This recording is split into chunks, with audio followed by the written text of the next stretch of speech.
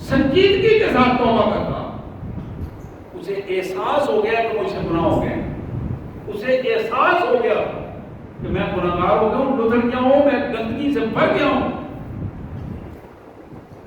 اب دیکھیں کہ ہم جا رہے ہوتے ہیں گلی میں، کہیں کوئی بندے کا پاؤں پھسل جائے، کوئی نالی میں چلا جائے، گٹر میں چلا جائے، فوراً آدمی کوشش کرتا ہے کہ جا کے صاف کرے، پہلی فرصت میں۔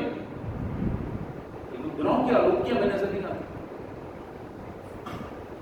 ضمیر کی آلودگی نظر، دل گندا ہو جاتا ہے، وہ نظر نہیں آتا۔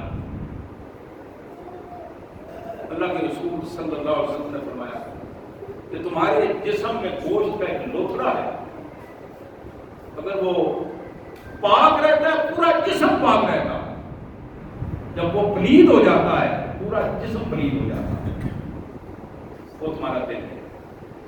ان فی الجسد مضغۃ اذا صلحت صلح الجسد كله واذا فسدت فسد الجسد كله الا وهي القلب۔ یہ الفاظ محمد کریم صلی اللہ علیہ وسلم سے۔ کبھی سوچا ہو کہ ہمارے دل کی پراگندگی کی کیا کیفیت ہے؟ دل کتنا گندا ہو چکا ہے، ایک نافرمانی پہ دل پر ایک کالا نقطہ پڑ جاتا ہے، ایک نافرمانی پر، اور وہ نافرمانیاں بڑھتی چلی جاتی ہیں، کالے نقطے پڑتے چلے جاتے ہیں، بلاخر دل گندا ہو جاتا ہے، دل گندا ہو جاتا ہے۔ حضور اکرم صلی اللہ علیہ وسلم نے فرمایا ان القلوب تستو کما یستو الحدید اذا اصاب الماء۔ لوگوں جس طرح لوہے کو زنگ لگتا ہے نا، پانی میں پڑا رہے زنگ لگ جاتا ہے، اسی طرح دلوں کو بھی زنگ لگ جاتا ہے۔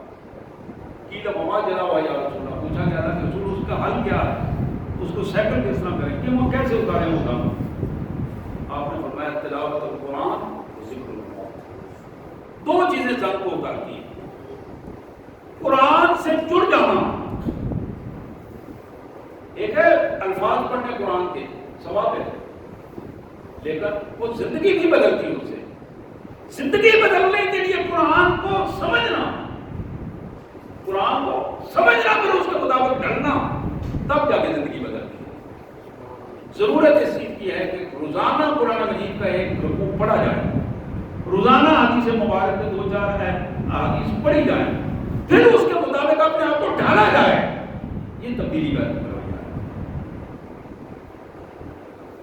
تو میں عرض کر رہا تھا یہ توبہ، اللہ فرماتے ہیں کہ اس میں بھول چوک کے ہو جائے۔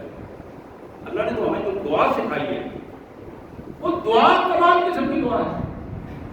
ربنا لا تؤاخذنا ان نسینا و اخطأنا، یا اللہ کریم ہم سے جو گناہ بھول چوک کے ہو جائیں، جو گناہ جان بوجھ کر دیں، افضل غور کریں اس میں کتنی بڑی بات، لا تؤاخذنا، ہماری اس پہ ہمیں پکڑنا نہیں ہے، عذاب نہیں دینا، معاف کر دینا۔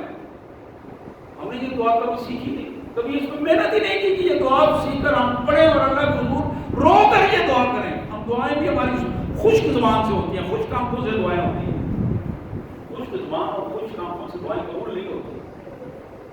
اس کے لیے اندر کے ایک درد کی ضرورت ہے، وہ درد جو آنکھوں میں آنسو لاتا ہے، وہ درد جو زبان میں اخلاق پیدا کر دیتا ہے، اس کی ضرورت ہوتی ہے۔ میرے پیارے بھائیو، آخری بات، ایک دفعہ نہیں 2-3 دفعہ قرآن میں یہ اللہ نے فرمایا، میرے بندو جب تم سچی توبہ کر لو گے، سچی توبہ کر لو گے، اللہ نے یہ سرٹیفکیٹ دیا ہے کہ میں تمہاری پچھلی کی ہوئی برائیوں کو بھی نیکیوں میں بدل دوں۔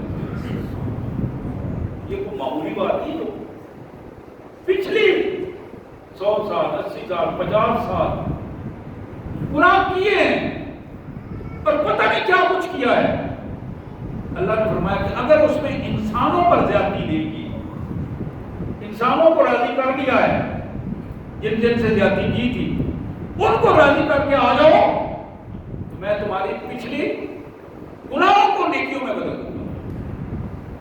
اللہ سے دعا ہے اللہ تعالیٰ یہ باتیں ہمیں سمجھنے اور اس پر عمل کی توفیق عطا فرمائے۔ وآخر دعوانا